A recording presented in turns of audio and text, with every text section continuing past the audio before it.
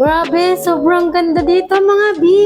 So, ayan, nagpunta nga kami sa Botolan. Actually, sobrang lapit yan sa iba.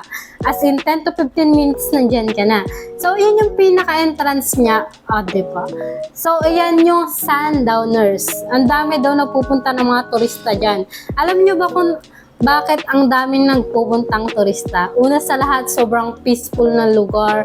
Sobrang linis. Wala akong masabi kundi sobrang payapa talaga. Actually, yun yung gusto ko talaga sa isang lugar, sobrang tahimik mga B. So, ayan yung entrance niya. Pwede ka umupo dyan sa mga duyan-duyan at nikot-ikot namin. Pwede ka nga pala dyan magpa-picture ng pictorial, lalo pag gusto mo na magpakasal mga B.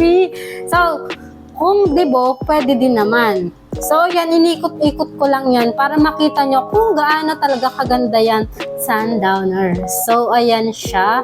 Diba may mga puno-puno talaga, syempre Sobrang payapa talaga dyan mga B. As in, makakalimutan mo talaga dyan lahat ng iniisip mo. Actually, lahat talaga. Wag lang ako, charis.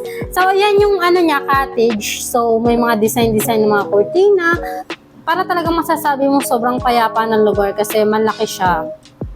So, ayan yung mga pool. Diba? Pati yung mga cottage niya, sobrang special, mga B. So, ayan, pwede ka mag-pictorial dyan kung ano yung gusto mong gawin. O nga pala, hindi yan sponsor. Sana sponsor na lang, mga B, para pwede na ako magbakasyon dyan. So, ayan lang, lakad-lakad lang kami papunta dyan. O nga pala, nagkape lang kami. Actually, magkakape lang talaga kami. Kaya kami dumaan dyan. At nakita ko, sobrang ganda nga at isa pa, libre lang yung papasok dyan. Kung gusto mo lang mamasyal, libre lang siya. Pero kung gusto mo maligo, magbabayad ka talaga ng 10 to 20,000. Depende sa pack ng pamilya mo. So, ayan, inikot-ikot lang namin. Ayan yung pinakakainan niya. Ayan siya. Diba? Sobrang laki talaga mga B. At yung entrance niya, parang welcome na welcome ka talaga. So, ayan yung pool. Diba? Sobrang laki ng pool. Diba? Saka sobrang linis dyan mga B. Ewan ko na lang talaga, chinelas ko lang ata yung dudumi dyan. So, yun yung gilid ng pool niya. Pwede kang humiga doon after mo maligo. So, ayan, inikot-ikot lang namin siya. Diba? Sobrang nakaka-relax dito kasi sobrang peaceful talaga ng lugar.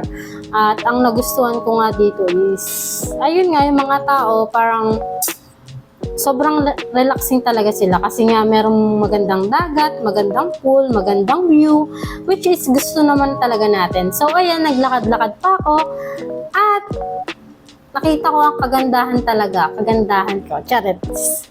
Kagandahan ng dagat kasi nga sobrang linis niya, mga B. So, kung ikaw ay mahilig mag-unwind, pwede ka pumunta dyan, pwede ka maligo, diba? Dito lang yan sa Sundowners, diba? Baka naman. Diba? Sobrang ganda talaga dyan, mga B. Kaya, after nyan talaga tuwang-tuwa ako. At, yun, habang nandyan ako, masaya din ako kasi nga, nakakita ko ng ganyang kagandang puntahan. So, yan. Diba? So, yan na nga pala ulit yung kainan nila. Yan, inikot-ikot ko pa dyan para makita nyo mga B. As in, sobrang ganda niyan. Ayan. Diba? Yan na rin yung Christmas tree nila. Binuksan na. Diba? Tsaka yung mga pailaw-ilaw nila dyan. Sobrang ganda dyan mga B. Ayan. Selfie-selfie na rin ako. Bye-bye!